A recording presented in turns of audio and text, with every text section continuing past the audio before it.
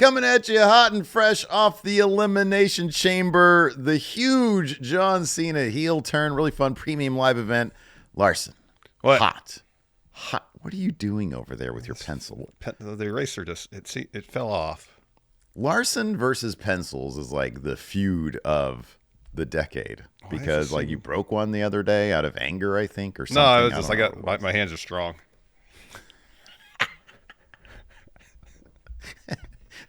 Hot and fresh star ratings coming at you. Let's just get to it. The Sunday morning, it was an exciting night last night watching Elimination Chamber.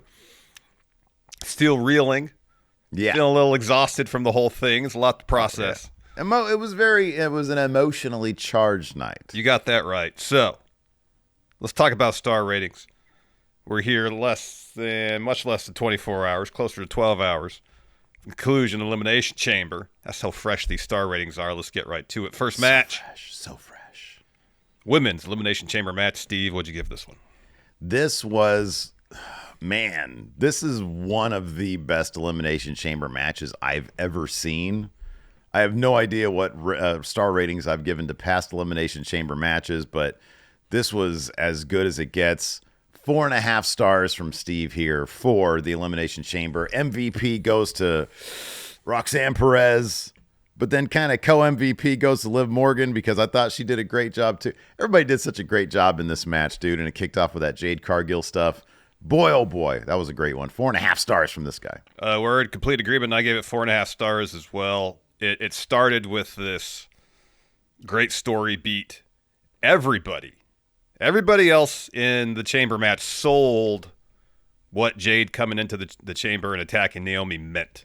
Yeah. I mean, obviously, Bianca sold it like that was an Oscar-worthy performance right there. Oh, it was so good. It was so good. But they had her locked in the chamber, and she could only. That was fucking cinema, man. That was so good. It was. But we got the cutaways to Alexa, to Bailey, to everybody else to get their reaction. Liv, her reaction when Jade makes her entrance, and she thinks Jade's coming after her. It was a great setup for the match and provided instantly a sense of weight and urgency. And the performances of everybody involved carried forth with that urgency all the way down to the end with Bianca getting the win. Yeah, this is one of the best chamber matches I've seen from a wrestling perspective, from a storytelling perspective. It had the moments. It had the creativity. It's about as good as it gets, 4.5 stars. I looked at our chamber ratings for last year. It's the only chamber ratings I have. Last year, you gave the women's chamber match 4.25. I gave it 4. Men's, we both gave it 3.5. So that's the only frame of reference I have for. Also, I kind of wish they would do, like, I don't know, a director's version of this. Just the Jade Cargill stuff. And the reason why I say that is because I watched it again this morning and I was paying attention to Naomi's reaction. And at one point, she looks back right before Jade enters, or right before she comes at her. She looks back at Bianca, and I wish we could get the angle on what her face was and what Bianca's face was in that moment. Yeah. Because it's like, oh, no, this is too much. So yeah, I kind of wish that they would release, like, some additional angles for that whole segment because you're right. Everybody did such a great job selling that moment. Absolutely. Absolutely. Next up, tag match. Tiffany Stratton, Trish Stratus defeated Nia Jax, Candice LeRae. It's tough to follow such a stellar bout like the women's chamber match to open the show. That being said, I thought this match was still tons of fun. Again, a lot of good creative stuff in it. We got Trish and Tiffany getting the win. I thought it was good. I gave it 3.25. Lots of fun. Good creative stuff. Good character work. And it seems like Tiffany is probably done with Nia for the time being because it's probably time that WWE Creative focuses on telling a story with Tiffany and Charlotte since that's the Mania match. Yeah, remains to be seen. I don't know which direction they're going to go. Obviously, we're going to find out this Friday on SmackDown. Regardless, the match itself, I gave it 3.5, a little bit higher than you. I thought it was a lot of fun. I think partially, maybe, my expectations were really low. I was like, do we really need this match? And I still don't know that we do. But the match was tons of fun, and it justified its placement on the card. So yeah, I gave it 3.5 stars. Thought it was a lot of fun. It was a lot of fun. Let's talk unsanctioned matches. Should we give unsanctioned matches star ratings? I think it's just understood that our star rating will be unsanctioned. So our star rating won't matter, but we will give it a star rating. Much like in the unsanctioned match, they had eventually sanctioned referees. So it kind of straddled that line of like, wait, does this match actually count or not? You know, the question is then, if it's unsanctioned star rating, therefore it doesn't matter, is it worth giving? Brother, you're talking philosophy now. You know, you're talking existentialism now. So I got some weighty things on my mind. I'm not here to answer those questions. I'm here to dole out stars, man. All right, fine. What do you give this one? I'll give anything a star rating, Larson. I don't care if it's sanctioned or not. All right, that hot dog you picked up off the street. What do you give that? Oh, man, 3.25. It would have been 4 if it didn't give me... If there wasn't gravel stuck to the bottom of it. I had a weird dream last night. I'll get into that later. Anyways, what? Unsanctioned? Yeah. I don't know. What I gave this 4 stars. Yeah. I thought this was really good. I thought it wasn't as good as it probably could have been. They had to dial back, I think, on the blood aspect of things, meaning they didn't have any blood. Yeah. I think because of the Cody thing later. That being said, it was still a very inventive match. It's just, dude, here's the thing. There are so many expectations when you build a match to, this is going to be a life-changing, maybe life-ending match. I can do anything I want to this guy. And they have like a chair wrapped in barbed wire. It was really good. I really liked it. But it also is like, man, you build this thing up so much, it's almost impossible to pay it off properly the way you build it up, unless you're going to go to like Hangman Swerve territory. Yeah. So I gave it 4 stars because I thought it was really, really solid. I think they could have gone even crazier with it, though. Yeah, I agree. The first half especially, there was too many wrestling moves. Yeah. Like just regular wrestling moves. Why aren't you starting this by trying to squeeze somebody's dick? Something like that. Yeah, punch him in the front area or something, you know? If it's unsanctioned, no rules, start breaking rules immediately. Yeah, exactly. Pop an eyeball out, you know? Yeah. So, yeah, I agree. You know, I go into these quote-unquote hardcore WWE matches understanding that they're not going to go to the lengths that, for example, KO and Sammy did in Ring of Honor, or what they might do in the situation like Swerve Hangman. They're not going to go to those lengths, and I get that. That's not how WWE operates. So you have to look at it through the prism of, this is hardcore for WWE. You know, and I thought the second half of the match, once they got back from brawling in the crowd, once people started going through tables, I thought the pace picked up, the urgency picked up. It felt more like an unsanctioned match as opposed to the first half, which they were largely in the ring doing wrestling moves. Yeah, like suplexes and stuff. I don't need the brawling in the crowd. But then a couple tables got broken out there, so in the end it was all right.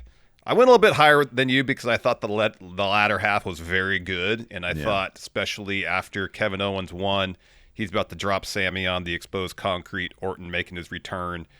Kevin Owens' performance through all that was exceptional. I gave it 4.25. I thought there was a lot to like.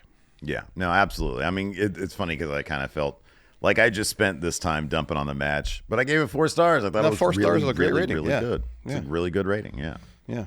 15 years ago, be match of the year candidate. Yeah, absolutely. Yeah. Last men's chamber match. Much like the Owens Sammy match, this is a match of 2 halves. The first half was fine. Yeah, 1,000. Yeah. It really started going once it was down to Seth, Punk, and Cena. Yeah. That's when the urgency picked up. I'm not even considering in my star rating the post-match stuff with The Rock. Same. That's a separate thing. That's a brand new segment. My mind, once Cody came out, chamber match is over.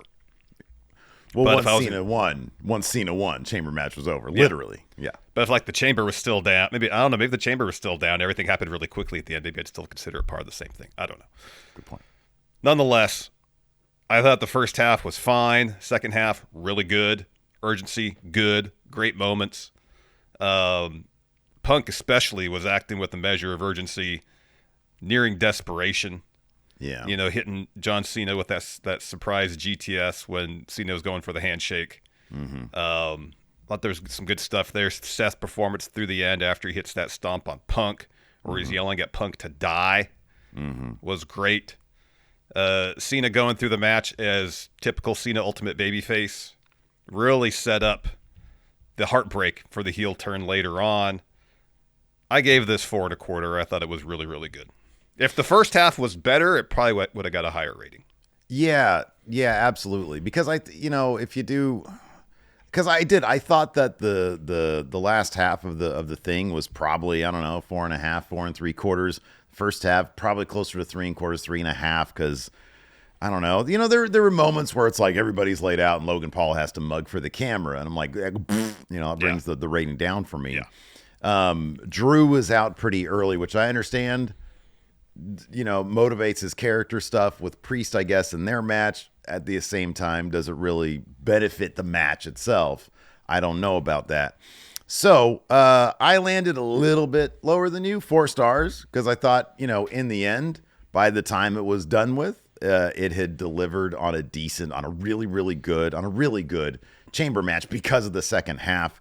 First half, it was like, okay, this exists. No really big, crazy high spots. I mean, Logan coming off the top of the pod, he did that properly. So, but there wasn't anything crazy like that time. Who is it? Kalisto. Yeah. Isn't that crazy? There was a time when Kalisto would be like qualifying for chamber matches. I believe that was a tag. That was a tag chamber match. Was that a tag one? I think so. Yeah. Okay. All right. Yeah. I gave it 4 stars. I thought it was really, really good. Yeah. Yeah. 4 stars is a good score, Steve. Yeah. It absolutely is. A long time, 15 years ago, it's been match of the year. Match of the year contender. Absolutely. Without a doubt. Yeah. All right. We're going to give a star rating now to the John Cena heel turn, Larson. I mean, I don't know. He can't give it 4 stars. It's about as good as it gets. Oh, I give it 5. I give it 5 stars. Oh, that's what I meant to say. 5 stars. Sorry. 5 stars. Yeah. I say 4 or 5 stars. 5-star heel turn. Let me ask this. Back in 1996, what was the star rating we gave to Hulk Hogan's heel turn? Well, I didn't watch it live. We weren't doing star ratings. We'd have to invent a time machine to go do that. Nah, we had the real player. It was in like 160 back then. I wasn't even watching wrestling when that happened. That was one of the things that got me back. I found out what the NWO was like, I don't know, like 3 months later, I'd started watching. Well, I didn't start watching until late 97. I look back on it now. It's a 5-star heel turn. Man, I know our mantra here is fuck Hulk Hogan, crowd booing, but boy, that was a 5-star heel turn, man. It was a well done, creative moment in wrestling, yes. Mm-hmm. Yeah, okay. No, you're not going to give us a star rating for that? No, it's a 5-star heel turn. That's one of the greatest heel turns of all time, yeah. All right. Well, there you go. You got a couple extra star ratings from Steven Larson here today. Some historical context. Anyways, that's going to do it. Let us know what you guys thought about all these matches in the comments below. And, of course, you can watch our full podcast length review over at the Going In Raw channel. It's youtube.com/Steve and Larson. Be sure to check that out. Till next time, we'll see you guys around. Goodbye.